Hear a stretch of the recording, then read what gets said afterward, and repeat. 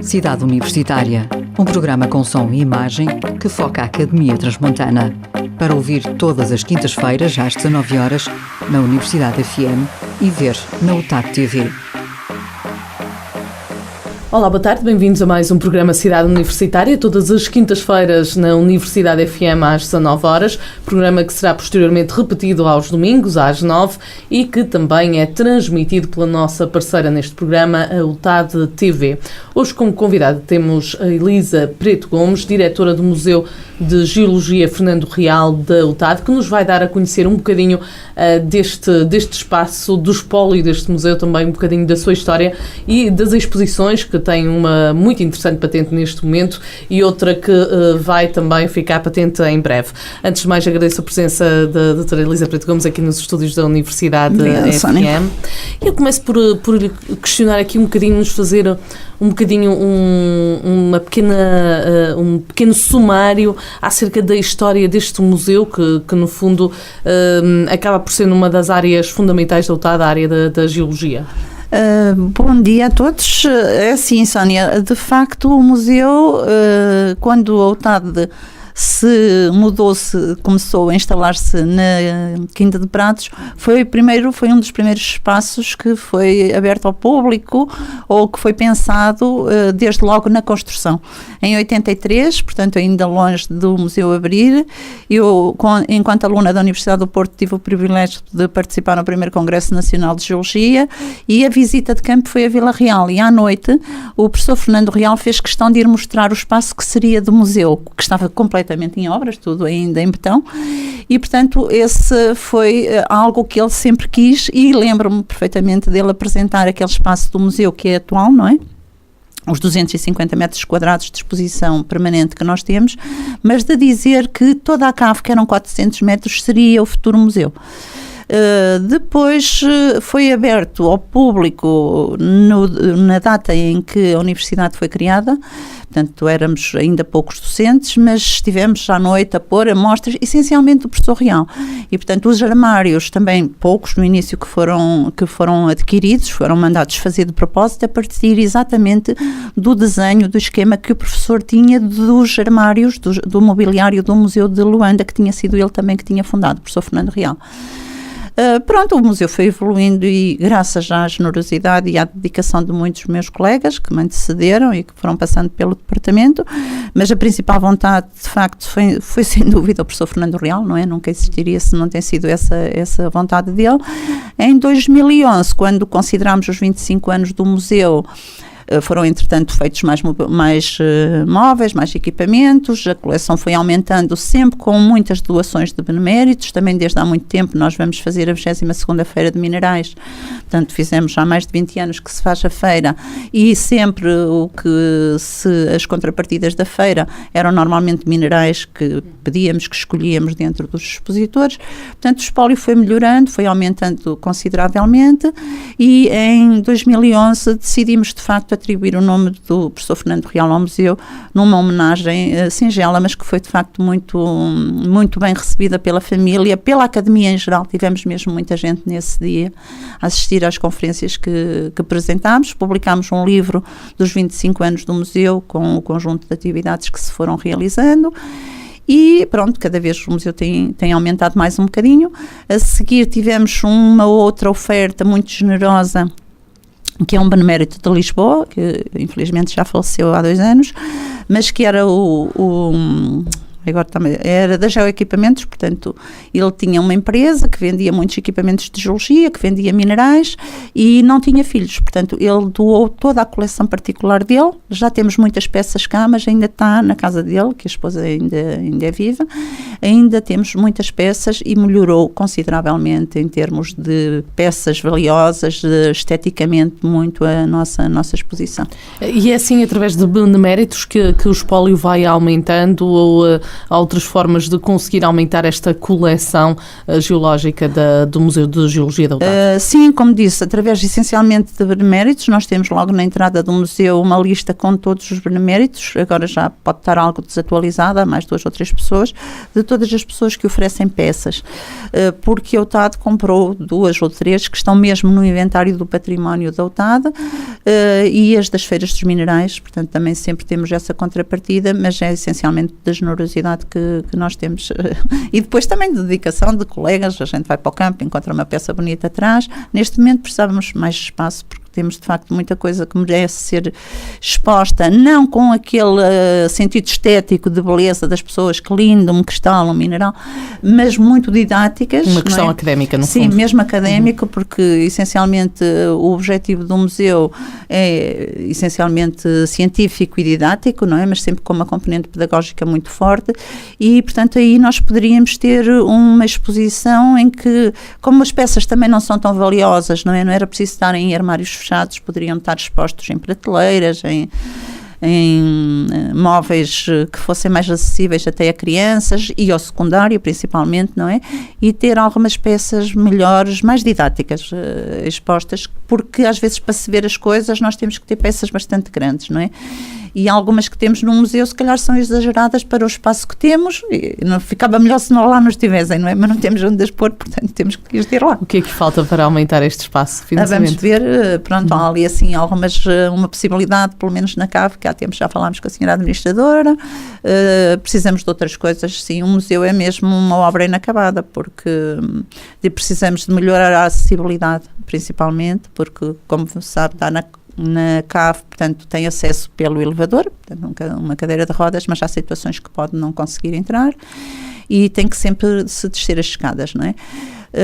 Como tem um acesso pela antiga sala da CAV para a rua, para o exterior, portanto, para o lado da biblioteca, nós pensamos poder fazer um acesso por aí, uma vez que havia outra possibilidade, que era através do jardim interior do museu, que tem depois a saída para a parte norte do edifício, onde estão neste momento a receber as amostras dos solos, do laboratório de solos. Portanto, com aquele ajustamento do laboratório de solos, neste momento parece-me que é mais difícil conseguir uma entrada à cota por esse lado.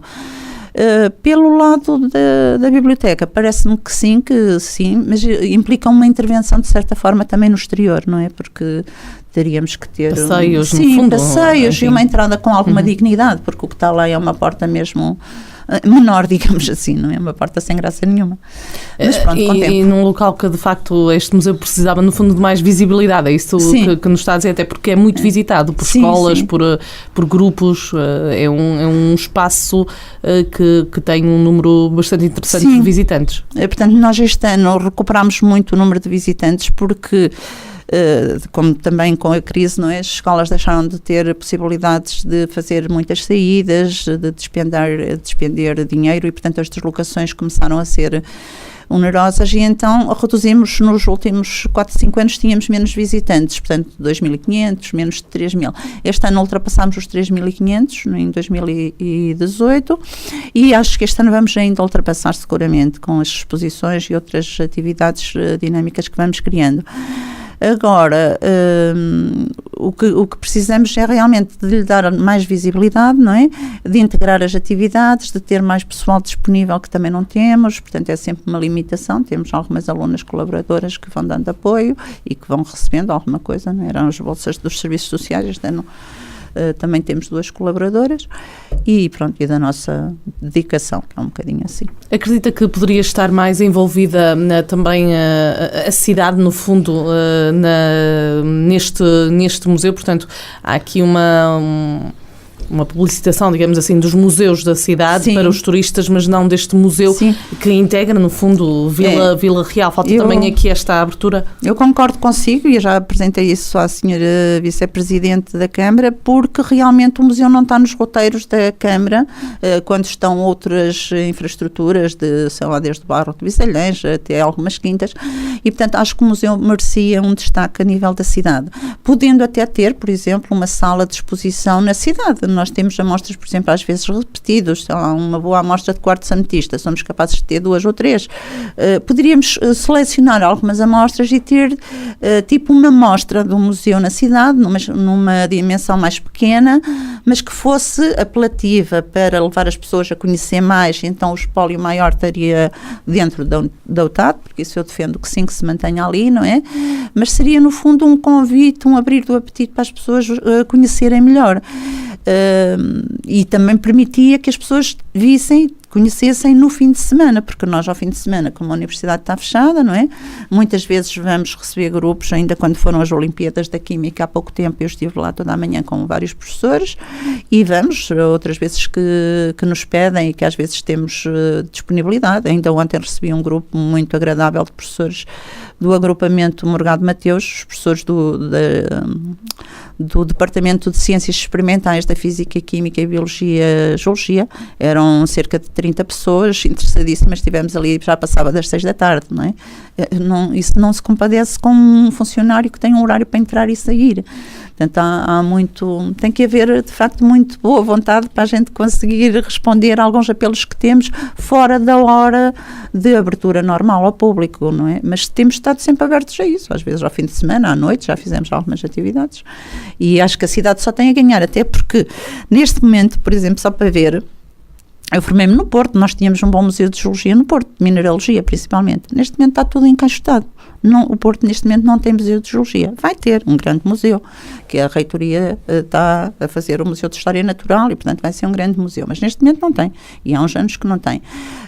Coimbra não tem. Abre um dia por mês, unicamente, o Museu de Coimbra. Aveiro não tem. Portanto, tem um espaçozinho. Nós tivemos uma das nossas exposições em Aveiro ano passado, mais de meio ano. E, portanto, fora de Lisboa, acaba por ser a única mostra de minerais e rochas do Museu de Geologia. E é um museu com um espólio bastante interessante. Que tipo de peças é que as pessoas podem encontrar lá? Porque mesmo uma pessoa que seja leiga na matéria, sim, e por mim falo, acha aquilo interessante, considera, são peças interessantes. Sim. Que tipo de espólio, que peças que as pessoas poderão encontrar? Portanto, nós temos no espólio do museu, está inventariado numa base de dados digital, naturalmente, e são cerca de perto das 5.000 peças, portanto, que inclui 4 categorias. Rochas, minerais, fósseis e minérios, portanto, das minas daqui, próximo, das minas mais importantes de Portugal, não é? As minas de ouro de Jales, as romanas de Três Minas, Val das Gatas, aqui bem perto também, depois as minas de ferro do Marão, de Moncorvo, que são uma singularidade também a nível nacional, não há muitas minas de ferro dessa natureza, não há mesmo. Também temos uma vitrine dedicada às minas e as minas da Panasqueira, não é? Que são as maiores em termos de tungstênio, pelo menos que têm estado abertas desde sempre, de 1907, ininterruptamente, nunca fecharam. E as da faixa piritosa, neste momento, Aljustrel, Neves Corvo, que são as grandes minas que nós temos em Portugal. Depois os fósseis, temos também, desde os períodos mais antigos, com as trilobites do Câmbrico, até ao período atual, as conchas e outras coisas, passando, portanto, por restos de dinossauros, e isso não temos nenhum dinossauro, com pena minha. Mas amonites temos, bons exemplares, trilobites também, temos uma maquete de tempo geológico também muito interessante.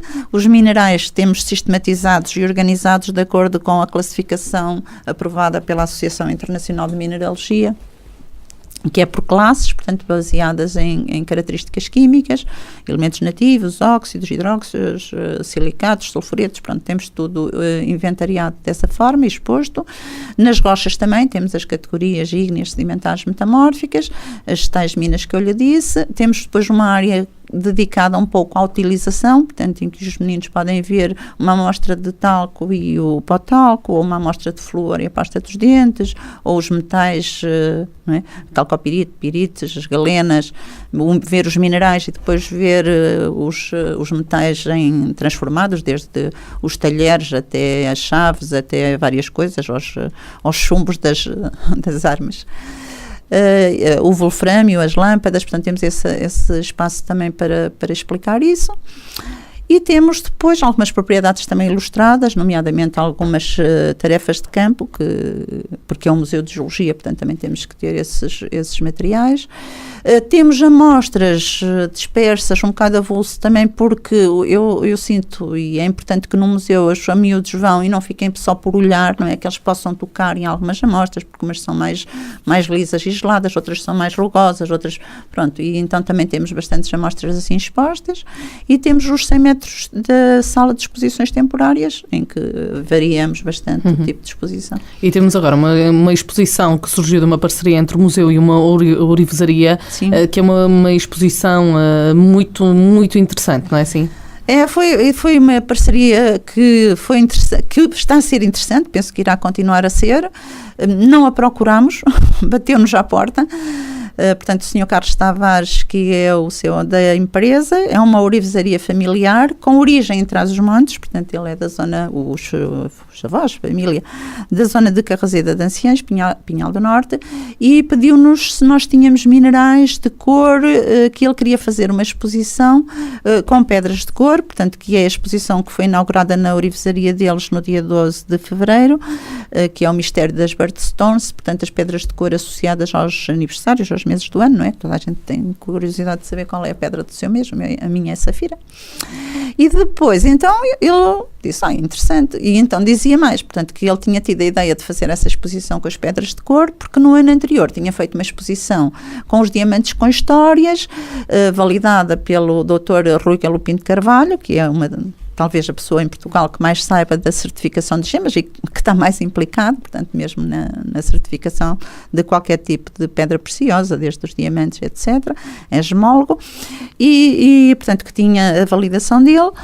E eu respondi logo, fui ver, eram 15 minerais que ele dizia, e eu achei que os teríamos quase todos, mas havia ali 2 dúvidas, fui lá ver, realmente só nos faltava mesmo um que não tínhamos de todo. Pronto, tentei ver como se comprava, conseguimos comprar, já comprámos esse que nos faltava, e disse que sim, que lhe oferecíamos, que lhe emprestávamos os minerais de cor, mas em contrapartida, então, que também queria saber se era possível nós termos essa exposição. A exposição, o espacinho que ele tem é um espaço mais ou menos como este, sei lá, uns 9, 10 metros quadrados, não mais que isso, mas que dedicaram realmente à exposição de peças, eles chamam, não me lembro o nome do espaço, qualquer coisa de ouro, e que só tinham exposto 10 diamantes. Portanto, os diamantes não são verdadeiros, naturalmente, isso toda a gente compreende. Obviamente. Basta ir lá e ver o tamanho. Mais complicado, enfim. O Collinan, que foi o maior encontrado desde sempre e que foi dividido em várias partes. Mas o que é certo é que ele tinha, portanto, já na exposição que ele tinha feito, para além dos 10 que tinha exposto, tinha uma parte em que explicava o valor do diamante, portanto, no fundo, os 4 Cs. A certificação tem a ver com 4 características, que é a cor, a claridade, os carates, portanto, os quilates e a transparência, portanto, que é outra começa por ser. E então tinha essa parte, não é? Também com alguns elementos positivos. E então ele disse que era uma questão de pensar, mas que sim, que aquilo estava numa gaveta que via com bons olhos que pudesse vir para o museu. Eu disse, então...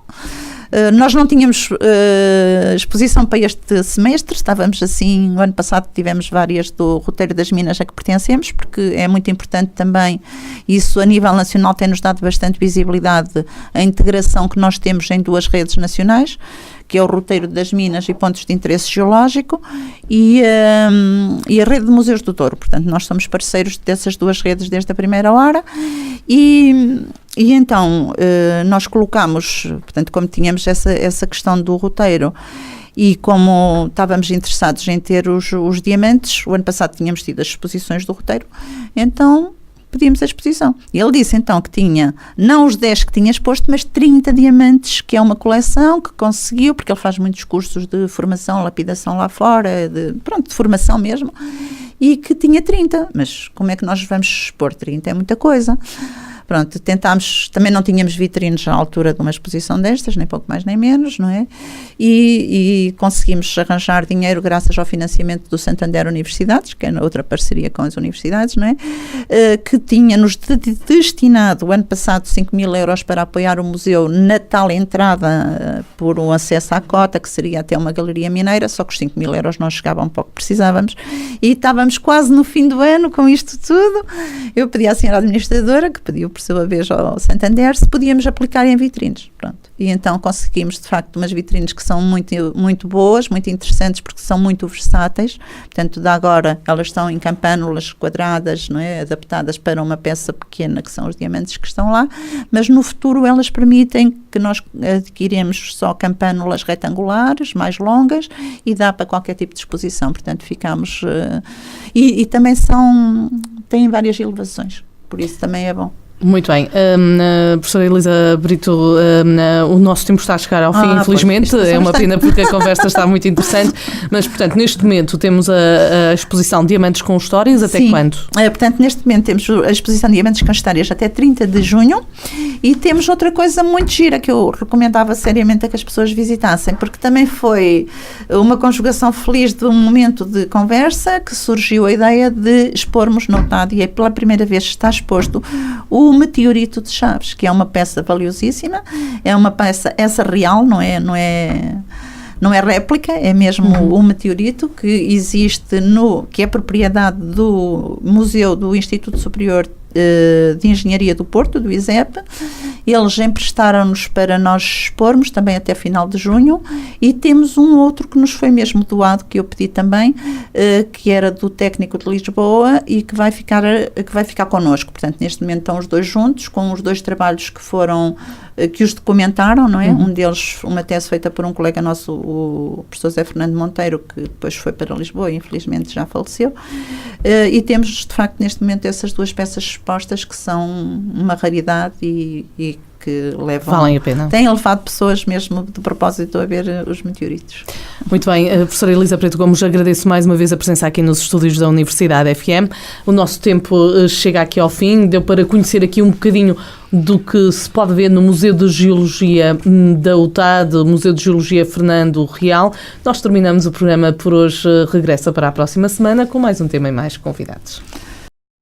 Cidade Universitária, um programa com som e imagem que foca a Academia Transmontana.